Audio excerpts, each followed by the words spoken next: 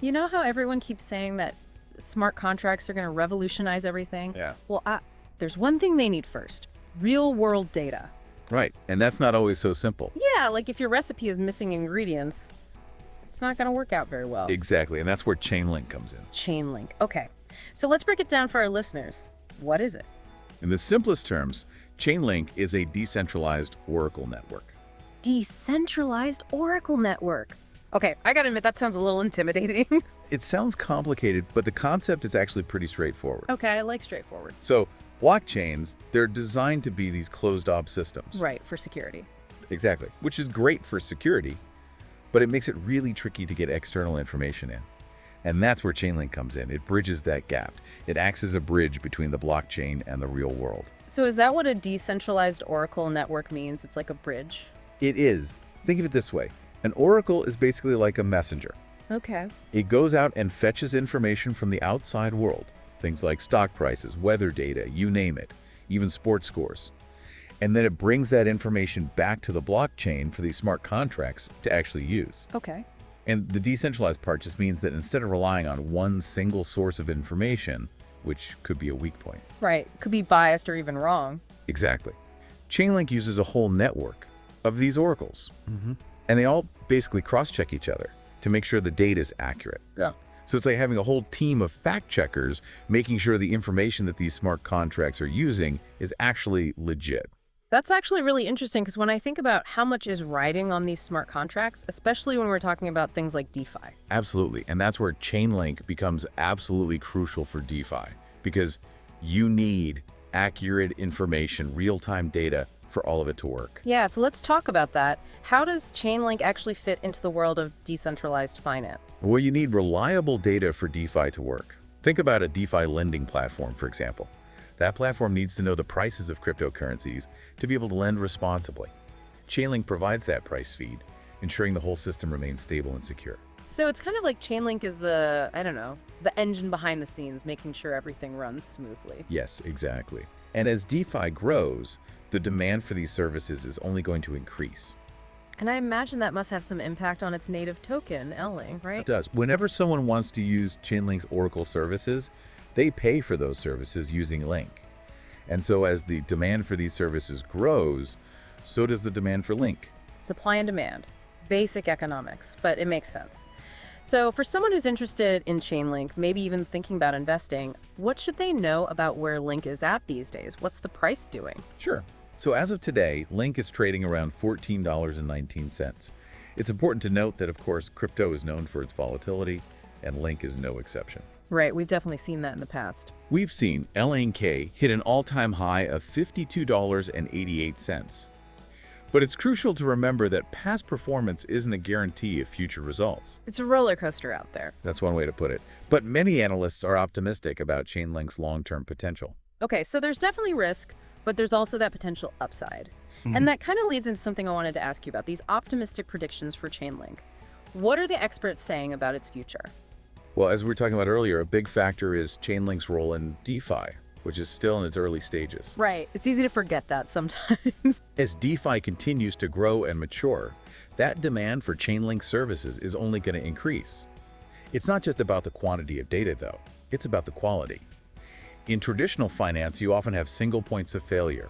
One institution or one data provider that, if it gets compromised, could bring the whole system down.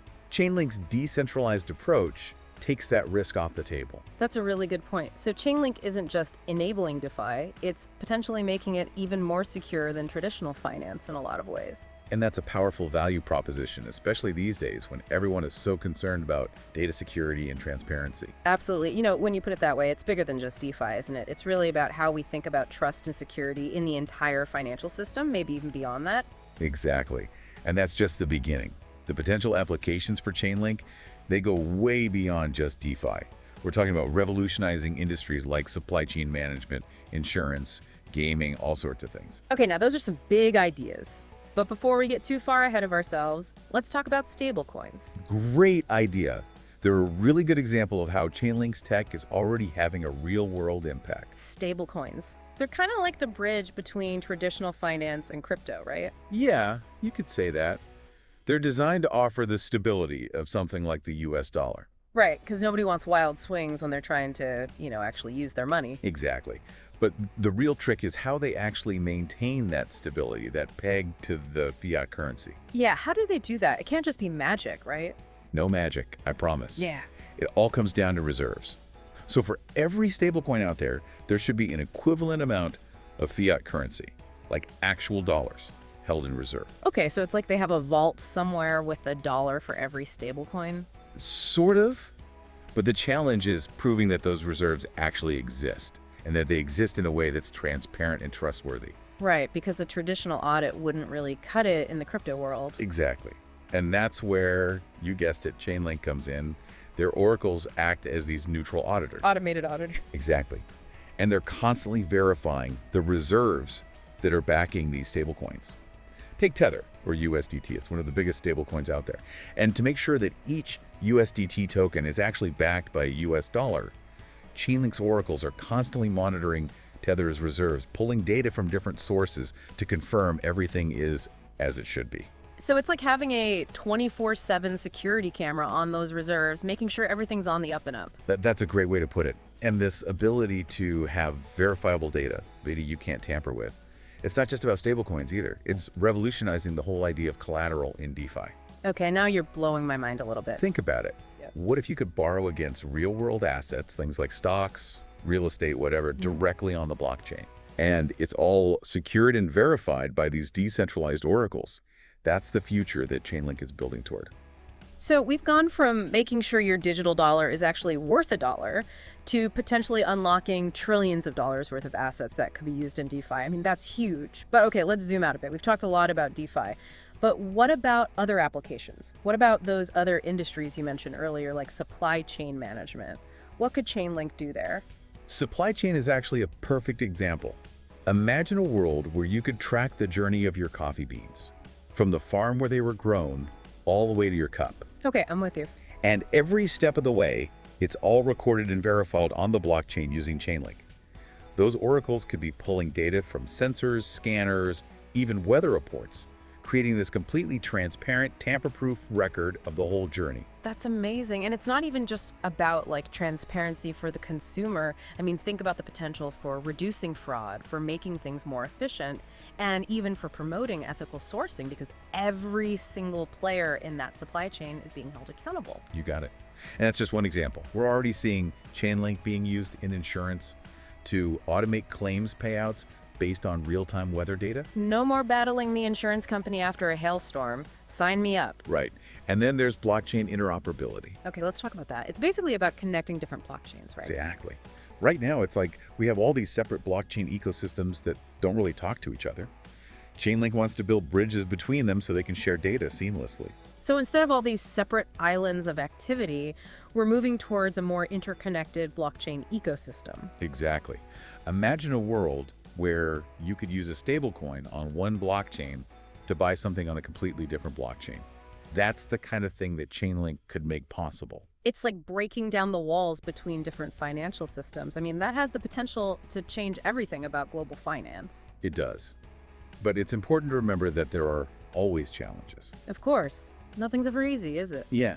What are some of the challenges that you see Chainlink facing as it grows? Well, one of the big ones is competition. Chainlink might be the top dog right now when it comes to Oracle networks. Right, they're the ones to beat. But this is crypto. There's always someone new trying to come along and disrupt things. That's true. Always got to stay one step ahead. What about challenges that are specific to Chainlink, like related to what we've been talking about? Well, regulation is a big one, as always. Governments around the world are still trying to figure out how to deal with crypto, with DeFi, and a sudden change in those regulations, especially if they target stablecoins. Which are so closely tied to Chainlink. Exactly, could have huge ripple effects. It's something to keep in mind. Definitely. It's a reminder that even the most amazing tech can't operate in a vacuum. Exactly. And of course, we can't forget about the volatility that's just built into the crypto market itself. Right. Always a roller coaster. Even though there are a lot of people who are really bullish on Chainlink, those short-term price swings, they can happen. So it's about being prepared for anything. Always. So as we start to wrap up here, I'm curious, for you, What is it about Chainlink that really gets you excited? What about its potential for the future? It's like we were saying earlier, we're really just getting started here. Even just thinking about DeFi, it's already clear how transformative Chainlink is. Yeah. But it's the stuff beyond finance where things get really interesting. Imagine if you could use this tech to bring that same transparency and accountability to things like voting Wow. or identity verification, healthcare even, all these areas where trust is so important but so hard to come by. Right, and where verifiable data is absolutely crucial, which is, of course, where Chainlink comes in. It's amazing to think about. What if your medical records were stored securely on a blockchain? Only accessible with your consent. Exactly. Or what about election results that are instantly verifiable? No more hanging chads or whatever. This is stuff that Chainlink could actually make happen.